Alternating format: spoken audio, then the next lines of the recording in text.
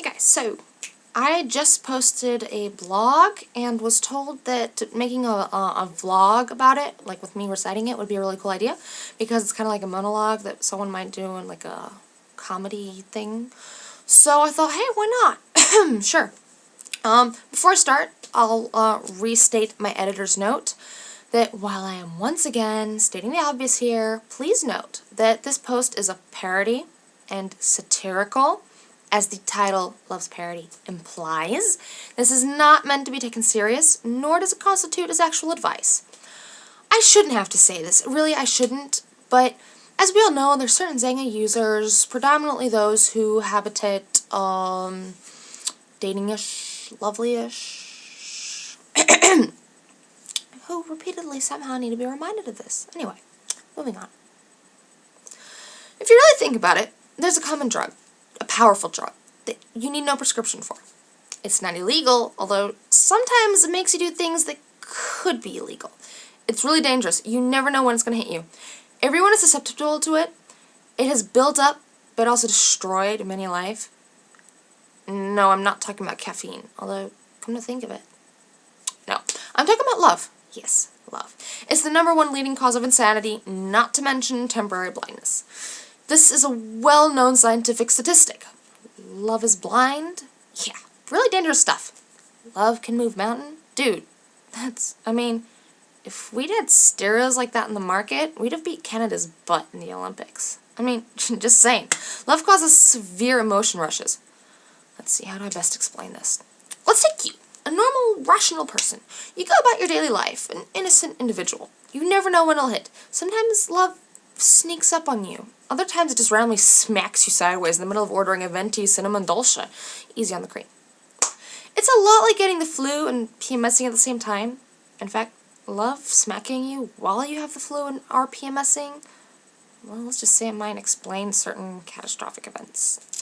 One moment, you are a rational individual. You enjoy spending time with them, laughing with them, and the next you're freaking out over like every word they say or don't say. Your heart does weird acrobatics when they say hi or when their screen name comes up. You wait for them to talk to you.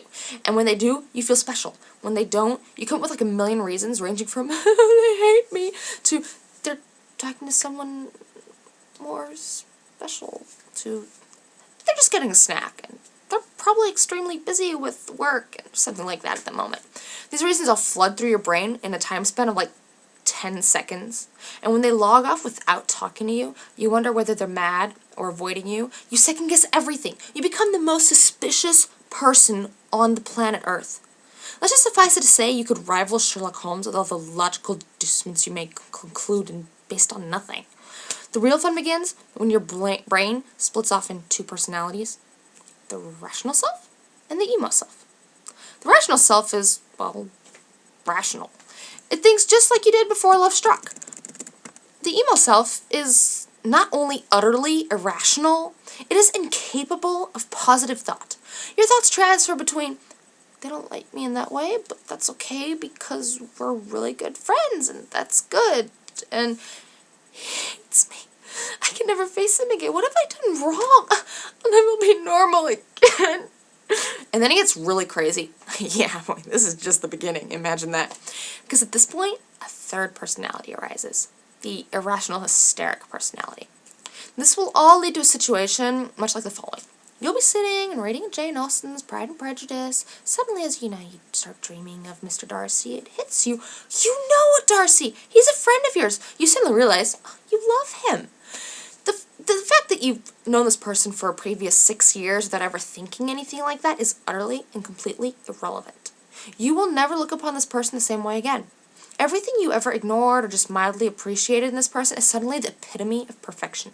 The way they play an instrument, the way they smile, the way they walk, talk, or even tie their shoes. At that point, it's too late. You suddenly get insanely giddy and hyper. Then it hits you that he is such a perfect Mr. Darcy. You are anything but his Elizabeth Bennet. That's the part where you suddenly become unbelievably depressed. You will often even start to cry, convinced that your life is over. Usually you will retreat somewhere private to be alone in your sadness. And as you retreat to your room, you pass the mirror and observe yourself with your smeared makeup, red and puffy eyes, an oversized t-shirt and sweatpants with a big coffee stain. And the image is so unbelievably pathetic that you start laughing. You laugh and cry, and the more you laugh and cry, the less you can stop. Eventually, you calm down and rationality returns. For now.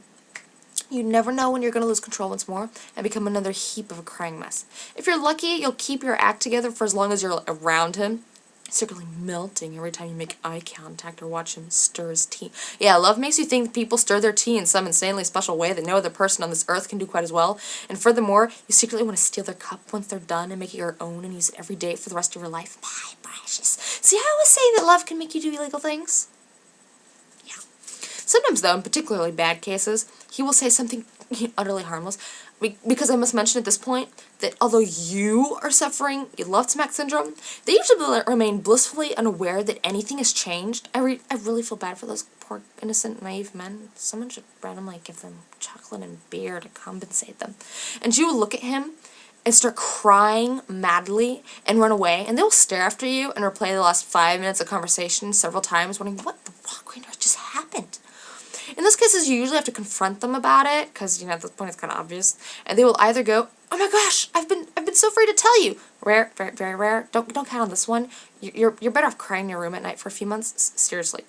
Or they will look at you strangely going, okay, well, can you maybe just make it go away? Because this is kind of awkward, to be honest. This happens a lot, actually.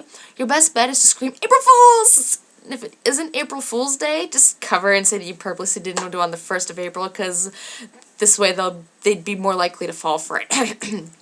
Or they'll go, yeah, okay, you know what, we're just going to pretend that this never happened and go on, okay? Okay. Which is awesome, because you will use this opportunity to save face and will continue to cry at night until love finally decides to move on and, torture someone else. Every human knows what rationality would tell them to do. And when not under love's influence, they will follow rationality absolutely beautifully. But see, this is love's whole parody. You can't think logically. Well, guys usually can, but guys don't have PMS or anything like that. I mean, they have some strange immunity shot but women, for some reason, don't get.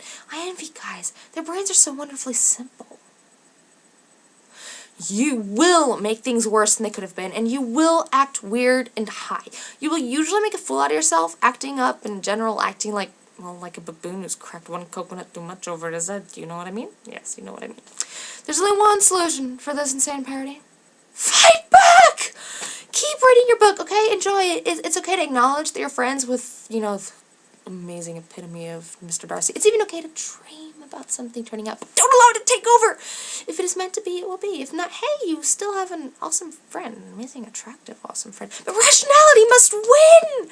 It must win! Love may take over after the marriage ceremony when it's too late for him to escape your insanity. Now that's a real parody, if you ask me.